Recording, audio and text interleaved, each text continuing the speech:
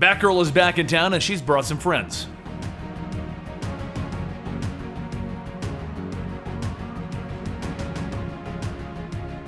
Welcome to the Weekly Story Series, where I take trade paperbacks and single issues and I break them down into digestible bites to help you understand. Then I read it dramatically back to you. All alterations to the panel, text, and images are to prevent copyright problems, and all art is owned by its respective companies. This is a rebirth, a DC rebirth. It is not a reboot, it is a new status quo, as the DC brings back the things that you loved about your favorite superheroes, putting them back into the existing timelines. We are going to be showcasing select issues of the rebirth to let you know the starting points for these series. Each of these rebirth comics is continued in the mainline book of the same name. This is Batgirl and the Birds of Prey rebirth. It's been a while for Barbara Gordon. She went to Burnside, she changed her costume, and then she traveled the world relearning some of her lost skills. The journey around the world will be chronicled in Batgirl when that comes out. But now, after all of that, she's back. She comes swooping onto a rooftop where some thugs are having their fun. She smiles as she kicks one, punches another, and then sweeps the leg out of the third. This is fun for her. This is her life, and she's good at it. Then, while she continues to smile, she grabs one of their phones to see what they were up to. And that's when she sees that the sender is Oracle.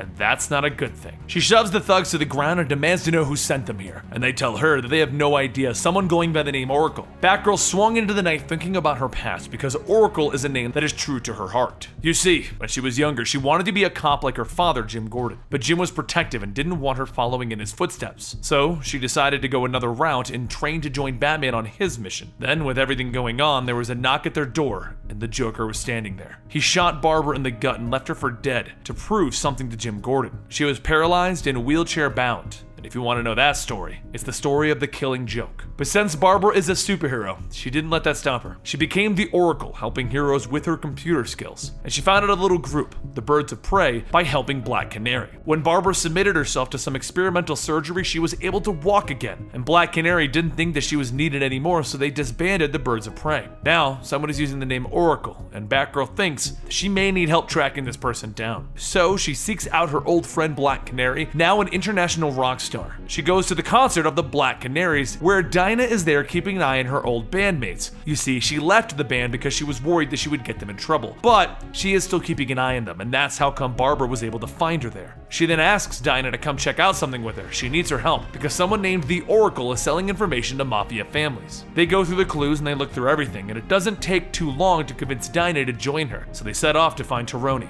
Dinah tells her that the Birds of Prey are back together for this one night only. Meanwhile, Helena has been off on her own. You see, she ran a secret organization named Spiral, which Grayson worked for, and when they ended it, she ran off on her own to become her own agent. She decided that she could do more good on her own, and as she fixes her mask, she steps out of the confessional with her mission in mind, to hunt down and eliminate the mafia hitmen that took out her family. She looks down at her list, and the next person on it is Louis Taroni. While she's walking out of the church for her next target, Batgirl and Black Canary are on a rooftop tracking their own target. Dinah asks Barbara if the guy down below is Pepperoni, and Barbara tells her, "That's him. Can you stop saying Pepperoni? You're making my stomach growl and I'm trying to be covert here." They jump off the roof and they begin to drop Taroni's guards. But as they get the last of the guards down and prepare to grab Taroni, Huntress fires an arrow into the car next to Batgirl. "What do you want with Taroni?" Batgirl asks Huntress. "I want him down." "Too bad, he has information that we need." "Then ask him quick because the next arrow is going through his skull," Huntress tells her. "That's it!" Black Canary yells as she jumps on a car to hit Huntress standing there trying to land a knee in her face. But Huntress leans back dodging it and then hits Black Canary in the throat with her quiver. Huntress tries to move away, but Black Canary grabs her and Huntress yells out, "Let me go, Dinah Lance! And you're letting him get away, Barbara Gordon!" Barbara doesn't even care about Taroni at this point. "How do you? I know everything about you too," Helena tells her. But while our heroes are meeting for the first time and there's a bit of confusion, another individual is watching them from afar and repeats that. "And I know everything about you, Huntress, and I'm the only one who knows what's coming." And that's how the Birds of Prey have assembled. That is the Rebirth issue. Now there is another Batgirl storyline that chronicles her journeys around the world to retrain, and we'll be getting to that soon when it comes out, but this came out first, so I hope you guys enjoyed this, and I'll see you next time right here at Comicstorian. Don't forget to follow us on Twitter at Comicstorian and Instagram at Comicstorian.